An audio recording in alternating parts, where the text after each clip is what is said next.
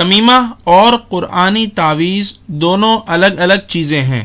تمائم حرام ہے جبکہ قرآن یا پھر اللہ کے نام لکھے ہوئے تعویذات جائز ہیں۔ اللہ کے نام کی تعویذ جس کا استعمال جائز ہے اس میں احتیاط کی ضرورت ہے اور اس کا خاص خیال رکھا جانا چاہیے، جس کی تفصیل موجود ہے۔ ایک اور بات ضروری ہے کہ تعویذ پہننے والے کا یقین ہو کہ شفا اللہ ہی کی طرف سے ہوتی ہے۔ مثال کے طور پر برکت اللہ ہی کی طرف سے آتی ہے، لیکن ہم نماز کے ذریعے اللہ سے برکت طلب کرتے ہیں۔ اسی طرح جائز تعویذ کے ذریعے اللہ سے بیماری، آفت یا بلا سے حفاظت چاہی جاتی ہے۔ کچھ لوگ اللہ پر یقین رکھنے والوں کا جائز تعویذ کے استعمال کرنے کو بھی شرک سمجھتے ہیں اور اسے ثابت کرنے کی کوشش میں تحقیق کے نام پر قرآن اور حدیث میں انصاف سے کام نہیں لیتے۔ تعویذ کے جائز ہونے کی بہت سی حدیثوں میں سے ایک حدیث جس میں آپ صلی اللہ علیہ وسلم کے صحابی تعویذ کا استعمال کرتے ہیں وہ آپ سنیے۔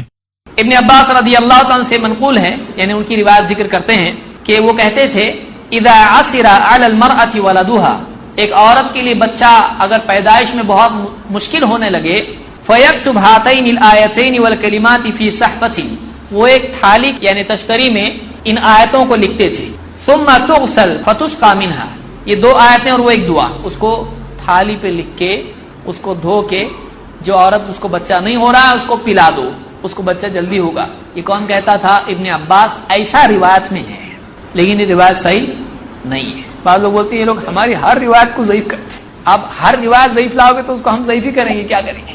چونکہ یہ حدیث ابو زید ضمیر صاحب کے خلاف تھی تو ابو زید ضمیر صاحب نے اس حدیث کو ضعیف ثابت کرنے کے لیے کیا کہا یہ سنیے۔ تو اگر آپ ضعیف روایت لاؤ گے ہم اس کو ضعیف ہی بولیں گے۔ ابن ابی شیبہ نے کتاب الطب میں روایت نقل کی ہے، لیکن اس روایت کی سند میں ایک راوی ہے محمد ابن عبد الرحمن ابن ابی لیلہ، محمد ابن عبد الرحمن ابن ابی لیلہ۔ اس راوی کے بارے میں امام احمد ابن حنبل کہتے ہیں ابن ابی لیلہ ضعیف، ابن ابی لیلہ کیسا ہے؟ ضعیف ہے۔ اسی طرح سے شعبہ جو بڑے محدث ہیں کہتے ہیں ما رأیت احدا اسوأ حفظا من ابن ابی لیلہ، میں نے ابن ابی لیلہ سے زیادہ برے یادداشت والا راوی نہیں دیکھا، اتنا ڈینجر یادداشت اس کی خراب ہے۔ ابو حاتم الرازی کہتے ہیں یکتب حدیثہ ولا یحتج بہ، اس کی حدیث لکھی جا سکتی ہے لیکن اس سے دلیل نہیں لی جا سکتی، اس سے دلیل نہیں لی جا سکتی۔ عقیدے کا معاملہ ہے یہ، اس میں ایسا کوئی بھی آدمی آ جائے اٹھ کے کچھ بھی بولنے لگے جس کی میموری خراب ہے، آپ اس کے بولنے پہ اپنا اکاؤنٹ کسی کو نمبر دے دو گے؟ اپنا کوئی معاملہ اس کے سپرد کرو گے؟ آپ نہیں کر سکتے۔ تو کوئی آدمی ایسے راوی پر اپنے دین کی بنیاد نہیں رکھ سکتا ہے، عقائد کے معاملے میں خاص طور سے۔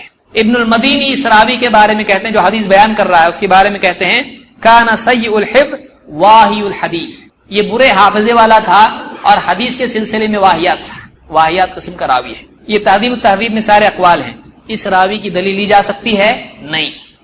جیسا کہ آپ نے دیکھا خود کو اہل حدیث سمجھنے والوں نے ہماری اس حدیث کے ایک راوی محمد بن عبد الرحمن ابن ابی لیلہ کو ضعیف ثابت کرنے کی کوشش کی اور تحقیق کے نام پر ہماری اس حدیث کو ریجیکٹ کیا، یعنی ٹھکرا دیا۔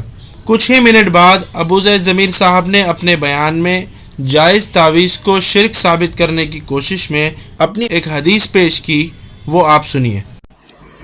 عیسیٰ ابن عبد الرحمن ابن ابی لیلہ کہتے ہیں دخلت علی عبداللہ ابن عقیم، دخلت علی عبداللہ ابن عقیم، میں عبداللہ ابن عقیم کے پاس گیا، ان کے کمرے میں گیا، جن کا پورا نام یعنی عبداللہ ابن عقیم ابی معبد الجہنی ہے۔ کہتے ہیں اعودہ، میں ان کی عیادت کے لیے گیا، وہ بیمار تھے، وہ بھی حمرۃ، اور ان کو بخار تھا، ان کو بہت بخار تھا۔ فقلنا الا تعلق شیئا، کہتے ہیں ہم نے ان سے کہا آپ تعویذ نہیں باندھتے کیا؟ ہم آپ کو تعویذ نہ باندھیں؟ آپ تعویذ نہیں باندھتے؟ اب بتائیے، ایک مسلمان کے پاس جا رہا، صحابی کے پاس تابعی جا رہے ہیں، وہ کیا شرک والا تعویذ باندھنے کے لیے کہیں گے؟ یعنی وہ ایسا تعویذ کہیں گے جس کے اندر بتوں والا تعویذ ہو؟ وہ کہتے ہیں کہ ہم نے ان سے پوچھا الا تعلق شیئا، آپ اپنے اوپر تعویذ کیوں نہیں باندھتے ہیں؟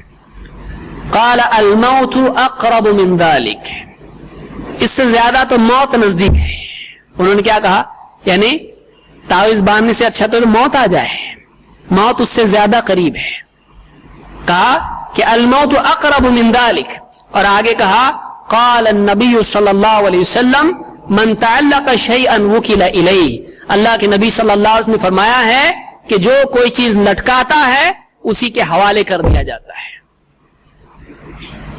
तो आप देखिए सहाबी यहां पर यानी नहीं कह रहे हाँ कुरान का चलता है, हदीस का चलता है, दुआ का चलता है, नहीं, जो कोई भी चीज लटकाए वो किसके हवाले कर दिया जाता है, उसी के हवाले कर दिया जाता है। इसको इमाम अहमद, तिरमिज़ी और हाकिम ने रिवायत किया और ये हसन हदीस है, हसन लिगैरिही के दर्जे की है। और आगे आइए। जैसा कि आपने देखा कि खुद को अहले हदीस समझने वालों ने अपनी हदीस का हवाला 3 किताबों से दिया है और इस हदीस को हसन लिगैरिही भी माना, लेकिन अपनी हदीस की सनद नहीं पढ़ी, अपनी हदीस की सनद को छुपाया। आखिर क्यों छुपाया ये हम आपको बताते हैं। हम अबू ज़ैद ज़मीर साहब की हदीस उन्हीं की बताई हुई 3 किताबों से खोलते हैं और अबू ज़ैद ज़मीर साहब सनद को छुपाकर आगे चलने की जल्दी में क्यों है ये आपको बताते हैं।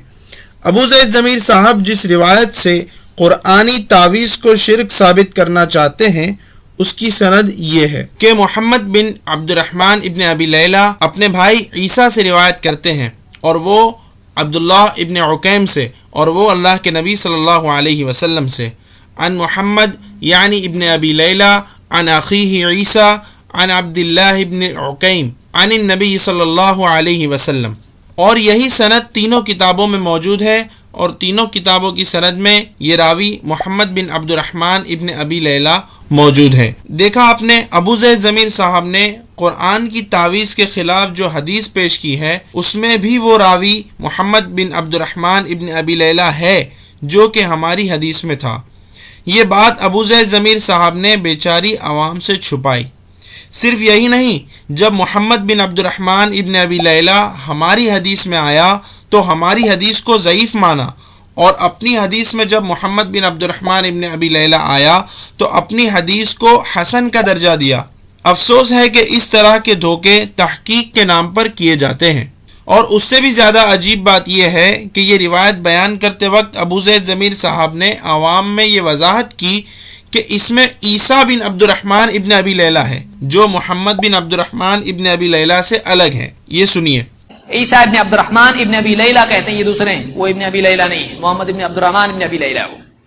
ईसा इब्न अब्दुर्रहमान इब्न अबी लैला कहते हैं मैं अब्दुल्लाह इब्न उकैम के पास गया। हालांकि अगर अबू ज़ैद ज़मीर साहब सच्चे और इंसाफ पसंद होते तो आवाम से ये बात छुपाने के बजाय उन्हें ये भी बताते कि इसमें मोहम्मद बिन अब्दुर्रहमान इब्न अबी लैला भी है। अगर अबू ज़ैद ज़मीर साहब अपनी हदीस को ज़ईफ़ समझ रहे थे फिर भी उसे हसन कहा, हमारे उनसे सवालात हैं। पहला ये कि ताबई की सहाबी से मुलाकात और उनके बीच तावीज़ को लेकर पूरी गुफ्तगू दूसरी सनद से दिखाएं जिसमें मोहम्मद बिन अब्दुर्रहमान इब्न अबी लैला न आता हो, यानी इस रिवायत की मुताबिअत दिखाएं। दूसरा सवाल ये कि अबू ज़ैद ज़मीर साहब ने अपने बयान में ये दावा क्यों किया कि सिर्फ सही हदीस पेश करूँगा। ये दावा खुद उनके अल्फाज से भी सुन लीजिए कि मैं सिर्फ सही रिवायतें नकल कर रहा हूँ।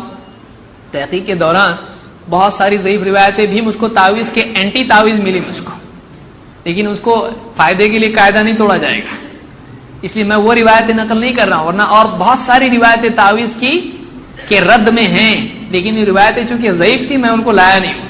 काश कि अबू ज़ैद ज़मीर साहब सच में ऐसा करते कि फ़ायदे के लिए कायदा न तोड़ते तो एक भी हदीस जायज़ तावीज़ के ख़िलाफ़ उन्हें नहीं मिलती। तीसरा सवाल हमारा ये है कि आपका दावा है कि हम कुरान और हदीस सलफ़ खैरुल कुरून के लोगों से समझते हैं, फिर आपने सलफ़ खैरुल कुरून के लोगों से अपनी हदीस के माना यानी मतलब नहीं बताया, बल्कि अपने दिमाग से इस हदीस का माना और मतलब और दर्जा यानी ये रिवायत सही है, हसन है या ज़ईफ़ है ये बताया। ऐसा आपने क्यों किया? और चौथा सवाल ये है कि अबू ज़ैद ज़मीर साहब ही के फ़िरक़े के उनसे भी बड़े मुहक्किक यानी तहकीक करने वाले समझे जाने वाले ज़ुबैर अली ज़ई साहब कहते हैं कि हसन लिगैरिही हदीस से हुज्जत नहीं ली जा सकती और वो ज़ईफ़ हदीस मानी जाएगी। جبکہ ابو زید ضمیر صاحب حسن لغیرہ حدیث کو دلیل میں لا رہے ہیں۔ ذرا سنتے ہیں ابو زید ضمیر ہی کے فرقے کے عالم زبیر علی زئی صاحب کو۔ سر حسن لذات ہی اور حسن لغیرہ ہی، کیا آپ کے نزدیک حسن لغیرہ ہی ضعیف ہے یا باقی لوگ بھی اس کو حجت نہیں مانتے؟ سارے ہی اس کو حجت نہیں مانتے۔ جب ابو زید ضمیر صاحب اور زبیر علی زئی صاحب دونوں اہل حدیث ہونے کا دعویٰ کرتے ہیں تو پھر اصول حدیث میں ابو زید ضمیر صاحب اور زبیر علی زئی صاحب کے بیچ اتنا بڑا فرق کیوں؟ اور یہ بات بھی تب کی ہے جبکہ ابو زید ضمیر صاحب کی پیش کی ہوئی روایت حسن لغیرہ ہی مان لی جائے۔ حالانکہ ابو زید ضمیر صاحب کی دلیل میں پیش کی ہوئی حدیث ان کے خود کے اصول حدیث کے مطابق تینوں کتابوں سے حسن لغیرہ ہی ثابت نہیں ہوتی۔ تو ہم آپ کو دکھا چکے ہیں کہ اپنے آپ کو اہل حدیث کہنے والے لوگ اپنے مطلب کے لیے قرآن اور حدیث کی تحقیق کے نام پر کس طرح عوام سے سچائی چھپاتے ہیں۔ اللہ تعالیٰ ایسے لوگوں سے امت کی حفاظت فرمائے۔ امید ہے کہ آپ کو محمد بن عبد الرحمن ابن ابی لیلہ پر اہل حدیث کا نام لینے والے اس فرقے کا دھوکہ سمجھ آیا ہوگا۔ انشاءاللہ آئندہ ویڈیوز میں دیکھیے کہ سلف نے قرآنی تعویذ اور تمیمہ میں فرق ہے، یعنی قرآنی تعویذ جائز ہے اور تمیمہ ناجائز ہے، یہ بتایا ہے، جبکہ خود کو اہل حدیث کہلوانے والا فرقہ سلف کی بات ٹھکرا کر قرآنی تعویذ اور تمیمہ کو ایک ہی چیز سمجھتا ہے اور یہیں غلطی کر بیٹھتا ہے۔ اگر آپ کو یہ ویڈیو پسند آیا تو امید ہے کہ آپ کو ہمارے دوسرے ویڈیوز بھی پسند آئیں گے۔ سر ادعو فی یساری وعساری انا عبد صار فخری ضمن فقری واضطراری۔ ہمارے چینل پر نئے ویڈیوز کے لیے سبسکرائب پر کلک کریں۔ السلام علیکم۔ سؤالی واختیاری